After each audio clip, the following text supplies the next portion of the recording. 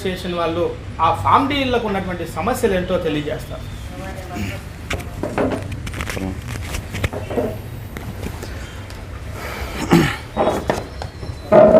అందరికీ నమస్కారం అండి.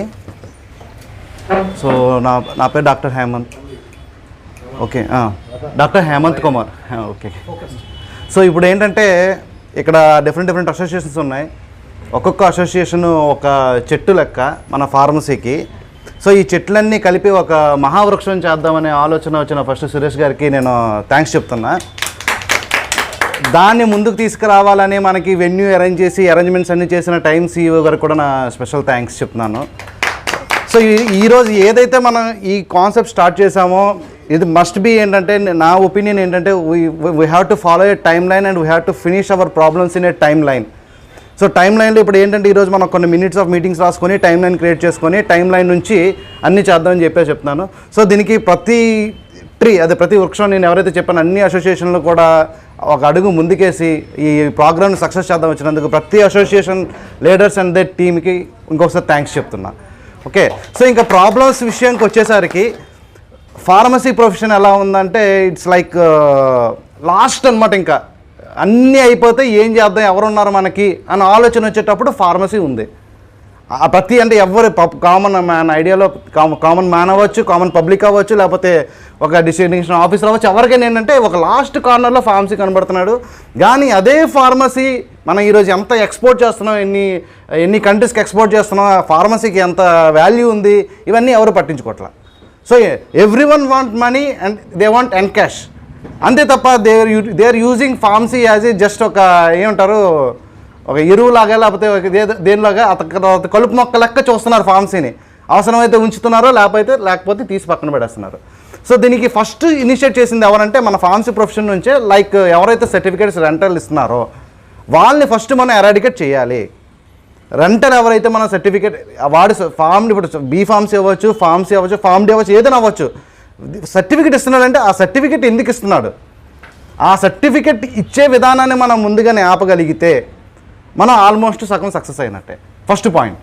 సెకండ్ పాయింట్, ఎవరైనా ఫార్మసీ రన్ చేసుకోండి, సర్టిఫికేట్ మీరు ఏం చేస్తారో అది ఇప్పుడు ప్రజెంట్ ఇప్పటికిప్పుడు ఇది అవ్వలేదన్నా కూడా మీరు ఫార్మసీ రన్ చేయండి.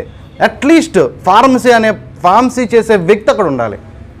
కంపల్సరీ ఫార్మసీ చేసే వ్యక్తి మనకి రీటైల్ స్టోర్లో ఉంటేనే ఈరోజు మనకి PPR 2015 గైడ్లైన్సెస్ పేషెంట్ కౌన్సిలింగ్ అవ్వచ్చు, at the same time drug information centre అవ్వచ్చు. ఫార్మసీ కౌన్సిల్ ఆఫ్ ఇండియా స్వయంగా మీ స్టేట్లో ఇంప్లిమెంట్ చేయండి రా బాబు, డ్రగ్ ఇన్ఫర్మేషన్ సెంటర్స్ పెట్టండి, పేషెంట్ కౌన్సిలింగ్ సెంటర్స్ పెట్టండి, కమ్యూనిటీని ఎడ్యుకేట్ చేయండి అని చెప్తే అక్కడికి వెళ్ళి మెడికల్ స్టోర్లో కమ్యూనిటీ ఎడ్యుకేట్ చేయడానికి ఒక ఫార్మసిస్ట్ కూడా లేడు. అది చాలా దురదృష్టకరం. సో మన జేఏసీగా ఫస్ట్ ఎజెండా నేనైతే కోరుకుంటుంది ఏంటంటే మస్ట్ బీ ఏ ఫార్మసిస్ట్ ఎవరైతే ఉన్నారో కంపల్సరీ ఆయన అక్కడ ఉండాలి.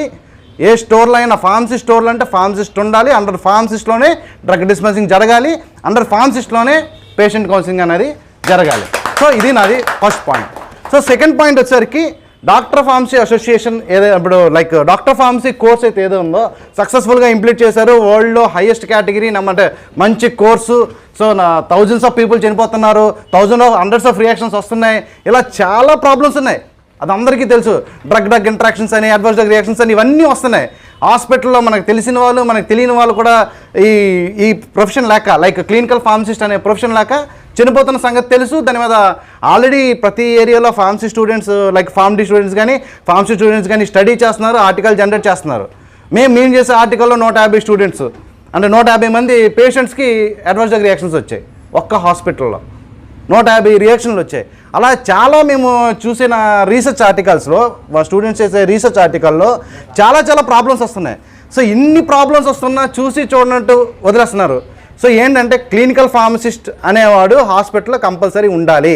ఇది నాది second demand. Compulsory clinical pharmacist అనేవాడు ఉండాలి. పేషెంట్ కౌన్సిలింగ్ యాక్టివిటీ అవ్వచ్చు, లైక్ డ్రగ్ ఇన్ఫర్మేషన్ యాక్టివిటీ అవ్వచ్చు, ఆర్ క్లినికల్ ఫార్మసీ యాక్టివిటీస్ అవ్వచ్చు, ఏదైనా కూడా హాస్పిటల్లో జరగాలి. అది 15,000, 18,000, 19,000 కాదు. They must be fix a salary pay scale. ఒక పే స్కేల్ ఉండాలి. ఆ పే స్కేల్ బేస్ చేసుకొని వాళ్ళకి శాలరీ ఇవ్వాలి.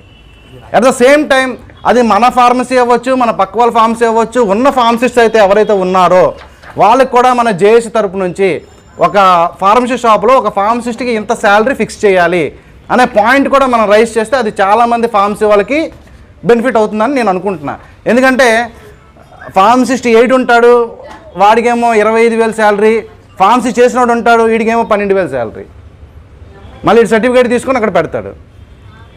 అయితే ఏమి నాలో ఫార్మసీ అంటే వీడి మీద బేస్ అయ్యి ఫార్మసీ నడుస్తుంది, దాని తాలూకు 25,000 శాలరీ ఇస్తున్నారు. అంటే కార్పొరేట్ హాస్పిటల్స్లో జరుగుతున్న పరిస్థితి ఇది.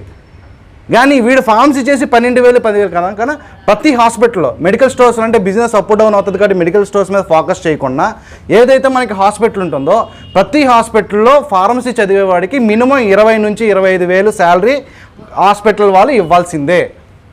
ఎందుకంటే ప్రతి హాస్పిటల్కి ఫార్మసీ నుంచి థౌజండ్స్ ఆఫ్ ఇన్కమ్ జనరేట్ అవుతుంది ఫార్మసీ నుంచే. Without pharmacy there is no hospital. వీళ్ళు ఇన్కమ్ జనరేట్ చేసుకుంటుంది. అందుకే కాబట్టి శాలరీ అనేది ఒక మినిమం 20,000 to 25,000 అదంతా మన కమిటీ అంతా డిసైడ్ చేసి ఇది ఒకటి చేసుకుంటే అంటే ఇది ఒక పాలసీ ఇంప్లిమెంట్ చేస్తే ఇది ఎంతోమంది ఫార్మసీ వాళ్ళకి ఇదవుతుంది. ఎప్పుడైతే మనం శాలరీ మీద అంత స్ట్రెస్ పెడుతున్నామో ఆటోమేటిక్గా హాస్పిటల్లో ఫార్మసీ ఉండాలి, ఫార్మసిస్ట్ ఉండాలి అనే థాట్ ప్రాసెస్ కూడా మనం జరుగుతుంది, అంటే హాస్పిటల్ మేనేజ్మెంట్కి వస్తుంది. దీనికోసం మన జేఏసీ నుంచి అన్ని కార్పొరేట్స్ హాస్పిటల్కి అఫీషియల్గా ఒక సర్క్యులర్ అయితే జేఏసీ నుంచి కానీ పంపిస్తే బాగుంటుంది అన్నది నాది one more point. Next pharmacy practice చెప్పాను కదా ఆల్రెడీ. ఫార్మసీ ప్రాక్టీస్ రెగ్యులేషన్స్ వచ్చాయి, గవర్నమెంట్ ఇంకా ఇంప్లిమెంట్ చేయాల. అండ్ ఇప్పుడు ఏంటి, a Pharm D graduate or a Pharm D holder has rights or pharmacy student has rights to pharmacy professional has rights to do patient counselling. కానీ patient counselling centre పెట్టుకుందాం అంటే మనకి centre నుంచి గైడ్లైన్స్ ఉంది. భగవంతుడు కరుణించిన పూజారి పర్మిషన్ ఇవ్వలేదు అన్నట్టు మనకి గైడ్లైన్స్ వచ్చినా కూడా ఇక్కడ మనం పెట్టుకోవడానికి జీవో లేదు, లేకపోతే సంథింగ్ ఇటువంటి చాలా ప్రాబ్లమ్స్ ఉన్నాయి. కాబట్టి ఆ ఫార్మసీ ప్రాక్టీస్ గైడ్లైన్స్ అనేవి ఇంప్లిమెంట్ అవ్వాలని చెప్పి one of the main demand అంటే ఫార్మడీ గ్రాడ్యుయేట్స్ నుంచి ఫస్ట్ డిమాండ్ ఏంటంటే ఈ ఫార్మసీ ప్రాక్టీస్ గైడ్లైన్స్ అనేవి ఇంప్లిమెంట్ అవ్వాలనేది ఒక thought process. And pay jobs category చెప్పాను కదా, శాలరీ జాబ్ కేటగిరీ మనకు ఉన్న 3 కేటగిరీలు: senior pharmacist, junior pharmacist, pharmacy assistant, great అదే. సో ఈ కేటగిరైజేషన్ కూడా మనకి ఇప్పుడు ఏదైతే మనకి ఫార్మసీ కౌన్సిల్ ఆఫ్ ఇండియా మనకి clinical pharmacist, drug information pharmacist, so supervisor ఇట్లా ఏవైతే క్యాడర్స్ ఉన్నాయో ఆ క్యాడర్స్ అనేవి క్రియేట్ చేయాలి. అలాగే మన జేఏసీ నుంచి యూపీఎస్సీకి కానీ ఏబిపిఎస్సికి కానీ ఆల్ మన ఆంధ్రప్రదేశ్ పబ్లిక్ సర్వీస్ కమిషన్కి at the same time union public service కమిషన్స్కి మనం ఒక అర్జెంటుగా ఒక లెటర్ పెట్టాలి. సో ప్రతి దాంట్లో కూడా ఈ క్యాడర్ని ఆలోచించండి, యాడ్ చేయండి, ఫార్మడీ ప్రొఫెషన్ యాడ్ చేయండి. లైఫ్ సైన్సెస్ అని ఇచ్చేస్తున్నారు యూపీఎస్సీ వాళ్ళు, అందులో ఫార్మసీ కూడా ఎలిజిబులో కాదో తెలియదు. మినిమం నాకు అంటే పర్ ఇయర్ 70 to 80 కాల్స్ వస్తాయి, సార్ ఇక్కడ లైఫ్ సైన్సెస్ ఉంది మన ఫార్మసీ వాళ్ళు పెట్టొచ్చా.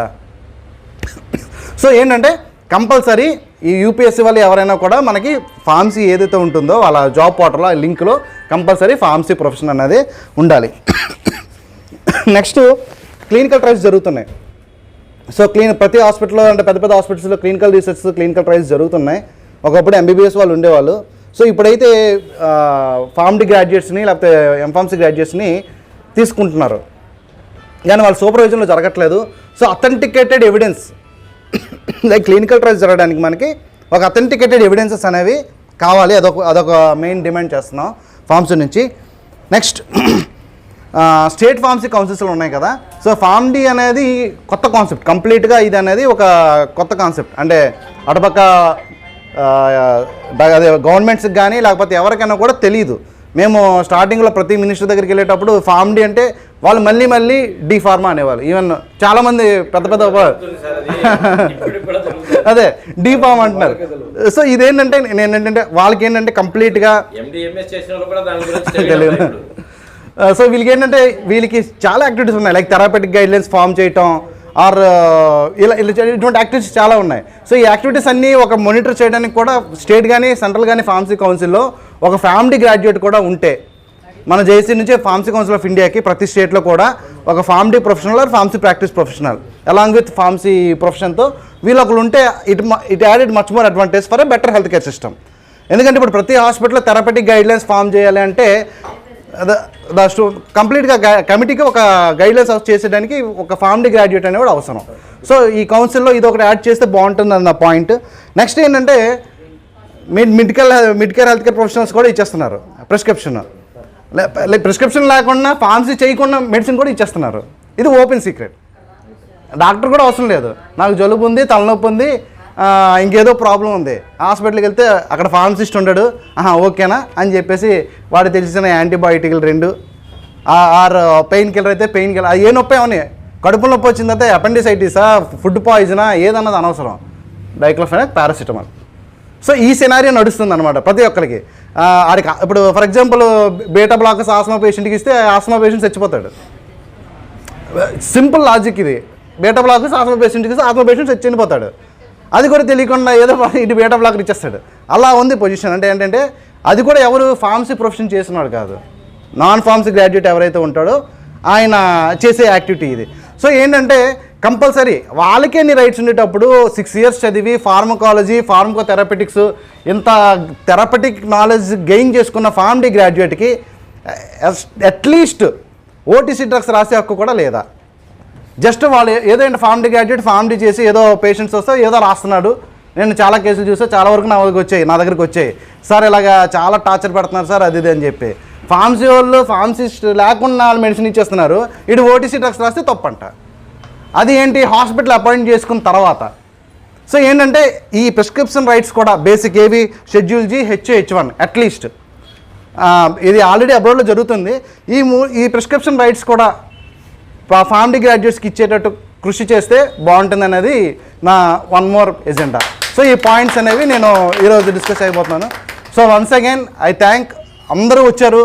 సో పెద్ద మహావృక్షంలా మనం అంతా ఒక ఫామ్ చేసి ఒక్కొక్కరు ఒక్కొక్క లీడ్, అంటే లైక్ ఏంటంటే ఒక అసోసియేషన్ ఒక లీడ్. ఫర్ ఎగ్జాంపుల్ ఇప్పుడు డిపిఏ ఉందనుకుంటే డిపిఏ ఈ యాక్టివిటీకి రెస్పాన్సిబుల్ అంతే. అప్పుడు మన జేఏసీ స్ట్రాంగ్గా ఉంటుంది. ఒక్కొక్క అసోసియేషన్కి ఒక్కొక్కటి. ఇప్పుడు రెగ్యులేషన్స్ ఒక డిపార్ట్మెంట్కి, ఎడ్యుకేషన్ అండ్ రీసెర్చ్ ఒక డిపార్ట్మెంట్కి, అంటే ఒక అసోసియేషన్కి రిలేటెడ్గా.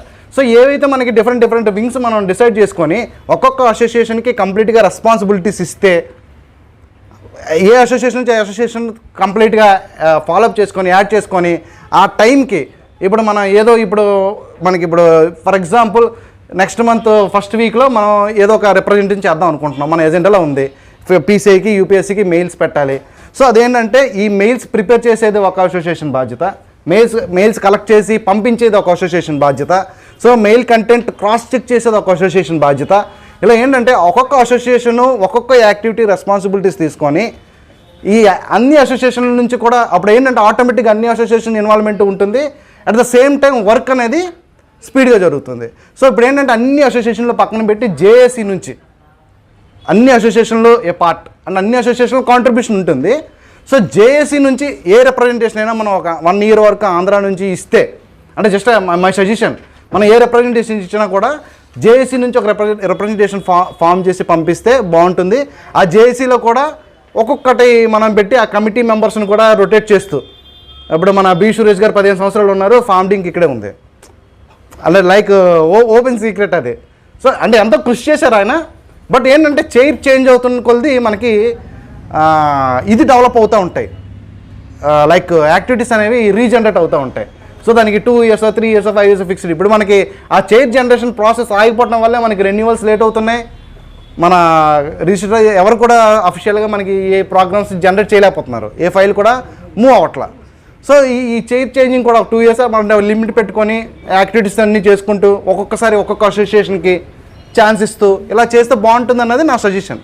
అందరూ డిసైడ్ చేసి సో అందరూ ఒకసారి డిసైడ్ చేసి నేను అసోసియేషన్ ప్లాన్ చేస్తాను. ఓకే అండి, థ్యాంక్ యూ.